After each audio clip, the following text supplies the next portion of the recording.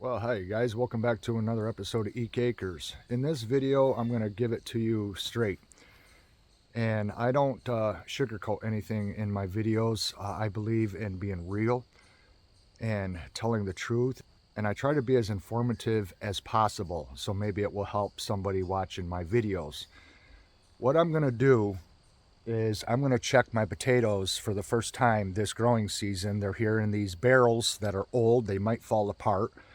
The plants have died back, and I'm going to see how many potatoes I actually got out of this small garden. Now, each barrel had three seed potatoes in it, 3 plants, and I'm going to see how many potatoes I actually get to give you an idea of how much food that you would have to plant if you wanted to sustain yourself for a long period of time.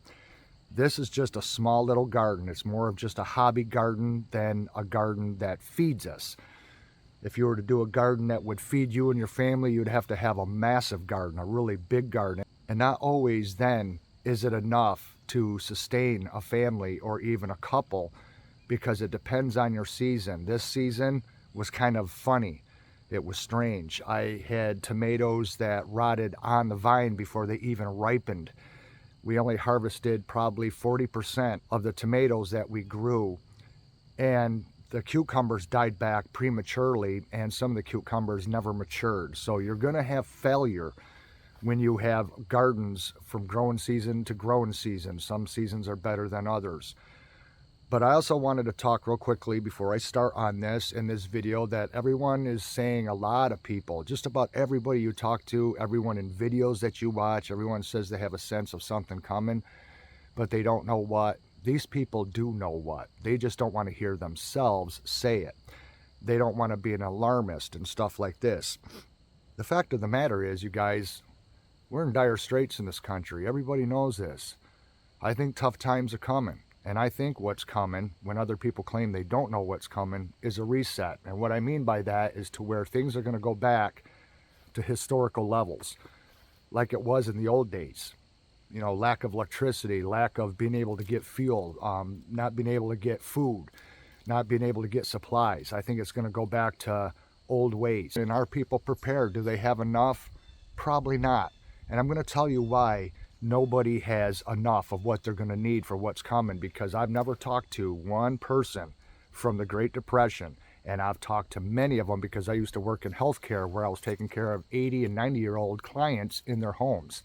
People that lived through the Depression, and nobody ever told me that their family, their parents, their friends, their neighbors, or anybody had everything that they needed and said, oh, we were unaffected by the Great Depression. We were set. We had enough food. We had enough supplies. We had enough everything. We barely even felt the Great Depression. That is not what you heard. Everybody suffered. Everybody lacked. Everybody went hungry. Everybody was struggling. So would it happen again? Absolutely. And it would be on a bigger scale because there's a greater population now than there was in those days. Another thing to think about, you guys, is everybody that I know in my area, my neighbors, friends, anybody that lives around here that I've talked to, everybody that I talk to is a hunter.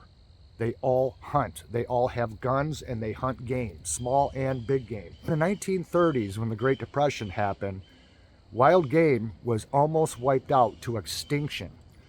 It wasn't until the late 1940s that when a deer was seen by someone, it made it into the newspaper. That's how scarce deer, just deer, became in those days, because they were basically all killed off because people were starving. Their gardens didn't produce enough food. Their canning didn't last as long. I talked to several elderly women that all told me that their gardens that they grew in those days were raided in the night as they slept, that neighbors and people from the area would steal out of their gardens, leaving them less food to eat.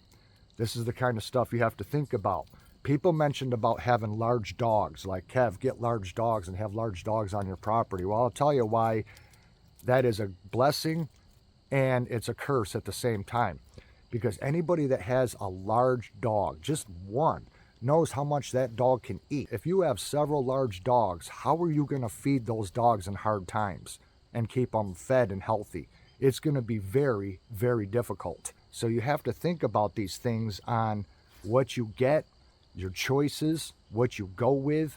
Is it going to work? Is it going to be a problem down the road? I would not want to have 3, 4 large dogs, big dogs like German Shepherds or St. Bernards or whatever different breed of large dog you have, and then wonder, how am I going to feed those animals? Because like I said, the game is going to go fast, you guys, and the same thing's going to happen to fish in small waters. People will fish trout streams to where there's basically going to be no trout left. Ponds would be completely wiped out. That would be one of the first things to go. All the ponds that all the farms have and everything, if they have bass and sunfish in there, all those fish should be caught, cooked, and that'd be the end of it. Nobody is 100% recession proof. Nobody is 100% depression proof. People are going to lack things. There's going to be things you don't think about. So I'm going to show you, just to give you an example of how much produce you get just with a small garden. And like I said, each barrel has 3 plants. So without further ado, let's see what we got in here. I'm going to just tip these barrels back, and they may fall apart because like I said, they're rotted, and see if I can get anything out of here.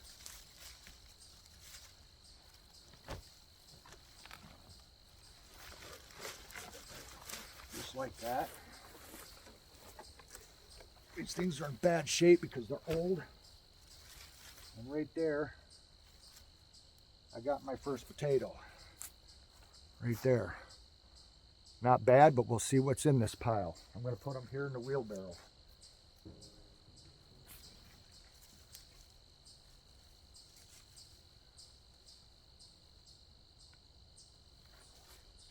Here's another one. Now with potatoes, when you harvest them like this, you don't wash them. That's the worst thing you can do. You set these out on cardboard in a nice, cool, dry place. You don't want these to rot. You leave them dirty. You set them on cardboard or like in a long box, like what cans would come in at the store, and you put them like in your garage in a cool, dry area where no sunlight is going to hit these, and these will last 5 times longer than the potatoes you get in a grocery store. And you leave them dirty and you don't wash them until you're ready to eat them.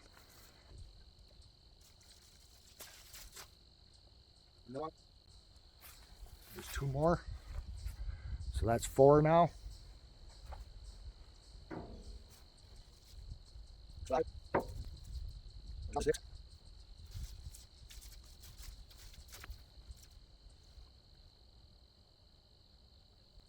Seven. 8.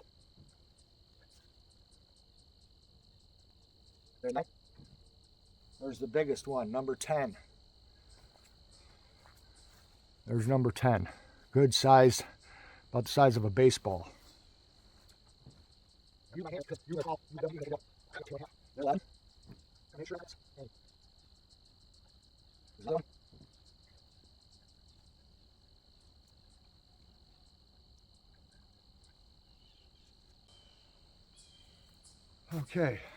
Okay, that's what I got out of just 1 barrel, and this is to show you, how far it goes when you do gardening, just how much you get. So there's 1, 2, 3, 4, 5, 6, 7, 8, 9, 10, 11, 12. I got a dozen potatoes, and that is the largest one, and this one is the smallest one. 12 potatoes out of an entire whiskey barrel, watering it, taking care of it, and growing it all season. I only got 12 potatoes. The other one's probably going to have as many. So 2 dozen potatoes on 2 whiskey barrels. This goes to show you how much you would have to plant to have food to sustain yourself through a long, long period of time. You would have to have a huge garden and grow all kinds of stuff, all kinds of food. And will it do well? It depends on how much water you get during that season, the temperature of the season, your soil conditions, and then you got insect damage. And it goes to show you got to have a lot of room to grow food, because if you want to have enough to get you through, like I said, these potatoes, before you wash them, they'll last a long, long time. Give you a long shelf life because you leave them dirty and you just keep them in a cool, dry area, and then you'll have potatoes to eat, and you can make all kinds of dishes with potatoes. And now I'll show you guys on the inside of the garden how the garden did this growing season. So Bridget grew melons, and before the melons even matured, the plant died. So they never made it to maturity. And there's still some hanging here on the vine. There's one there and there's one here. And as you can see, this never even produced. And the whole plant just flourished. It was huge and it was doing really well. And then all of a sudden it just petered out and it died back. We watered regularly. The pepper plant was basically half the size they typically get, and we only got 3 peppers off the pepper plant. And a lot of the tomatoes have been rotting on the vine. We collect them as they're ripe, but a lot of them are rotting before they even are ripe. Now these are the Romas. These are very good for a salad. These are Bridget's favorite tomatoes. So the ones that are still in good shape, I harvest them. So I got to come out here and pick all the ones that are super ripe before they go bad. I've been doing that and putting them in a bucket. But the strawberries this year, you guys, didn't do very good at all. There's a decent one right here. There's a beautiful one right there. So I got to pick and collect those. And then the cucumbers, the onions were very, very small. Probably 1/4 the size that onions typically grow. So it was a bad year for onions. And like I said, we got a lot of cucumbers off, but now there's a few left and they haven't even matured to the full size, and the plant is just dying back. We even got our first frost last week in September. First frost. It's just crazy. I don't think I've ever remembered a time when we've gotten a frost in September. I got a bucket here of tomatoes. See, I got more to collect, so I'm going to be picking the rest of them before they go bad. I still have that potato barrel there, that other whiskey barrel to go through, but I'm sure I'm probably going to have at least 12, maybe less. Maybe I'll have a few more, but it won't be more than that because we planted the same amount in each barrel. And then I'm going to go through the dirt a little more, and then I'm going to put it into a large tote for next year. Anybody that tells you in a YouTube video that they've got it all figured out and they have everything that they need is lying to you. Nobody does. None of us modern human beings have gone through what our ancestors did. None of us know what it was like to live in the 18th century, the 17th century, to go through the Great Depression of the 30s. None of us have lived through anything awful like those people did and went through hard times, real hard times where you struggle and starved. And in the 1800s, a lot of people that passed away, if you go into an old cemetery that's over 100 years old, you'll see young ages on the tombstones. And the reason why a lot of those people died young was due to illness. It wasn't over starvation or anything like that. Some of the population could have been accidents, you know, with a horse or a carriage or something like that where something went wrong. But the majority of the people in the cemeteries, you guys, it was due to illness. And that is one of the biggest threats when it's a shit hit the fan scenario. You know, if there was no electric and you couldn't get gas or diesel because the refinery shut down, or the economy collapsed and no commerce was moving, and truckers were not delivering the goods and stuff like this. I mean, to where if this country totally collapsed and everything stopped as we know it, we've all lived comfortable and had all the luxuries of air conditioning and electricity and natural gas and hot running water and things like that. So in a realistic situation, we're all going to lack stuff, and I will too. I'm not saying that I have it all figured out, because I don't. And that's what I try to stress in my videos about being real, is that nobody has it all figured out. We can only gather what we know we're going to need or believe we're going to need, and make sure that we have enough to make our life as comfortable as possible. And then you've got threats, you got to deal with safety, you got to deal with illness, you got to deal with injury, infection, all kinds of different things. You know, are you going to be able to have a handle on that? Are you going to have enough food? Are you going to have enough water? Water is probably the least of the problem, because water is pretty plentiful. Like where I live, it's everywhere. So there's always ways to get water. That's probably the least of my concerns. With what's coming up in the next couple months, I would not want to live in a heavily populated area. Now, I was doing some research on the census, the national census of what's going on in the United States. And my area back in 1970, 1 year before I was born, so this was 54 years ago, the city I grew up in had 147,800 people in the city. Today, it's 27,000. The city has lost more than 120,000 individuals since 1970. All through the Northeast, populations are declining. And where are they going? The bulk of the people are going down south. There's an influx of people down south. So you got to think about, if the crap hits the fan down south, it's gonna be problematic, because there's a lot of people that have just located down there, and people are fleeing the west. It's the south that is the fastest growing region of the United States. Florida, Georgia, North and South Carolina, Alabama, Mississippi, the Gulf states. Now down there, you guys got a lot to eat. You know, you've got what you can harvest from the ocean. You've got all kinds of different critters down there, more than we do up here in the north. All we got is deer and small game. Not many people eat black bear. It's a very tough meat, and you can get sick on it if you don't cook it right. And it's very, very tough. It's like eating buffalo. So not many people consume black bear meat, but all you're going to have is rabbit, squirrel, pheasant, grouse, all your different types of fowl, and then deer. And that's pretty much it.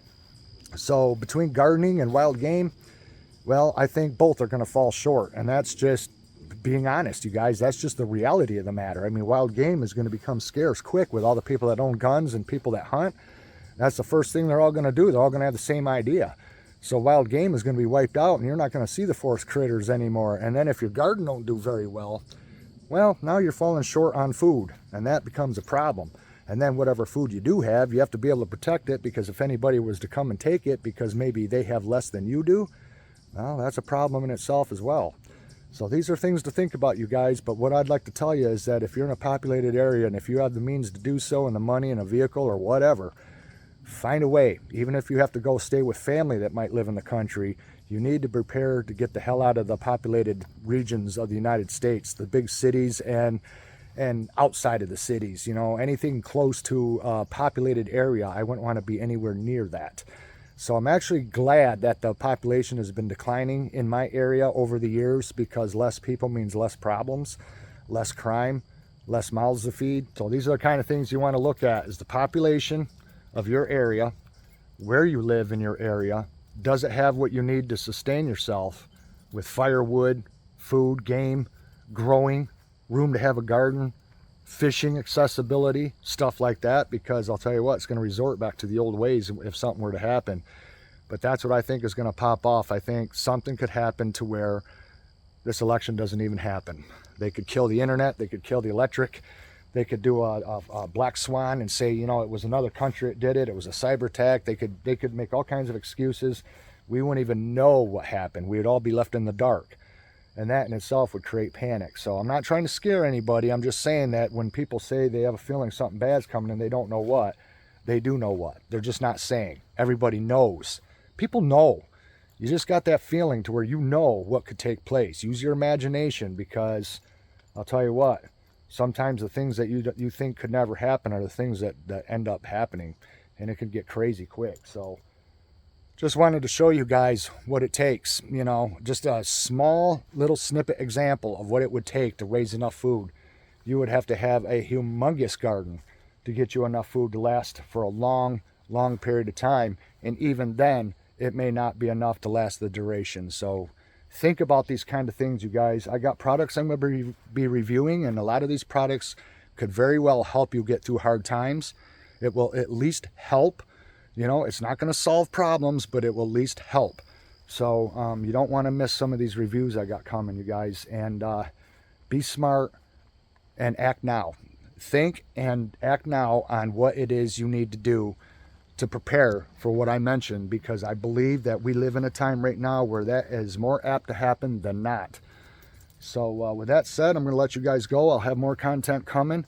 I appreciate y'all watching. Thanks for your views and your likes and your subscriptions, you guys. You all matter to me very much. I do read your comments, and we'll see you guys all again in the next one. Thanks for watching. Bye-bye.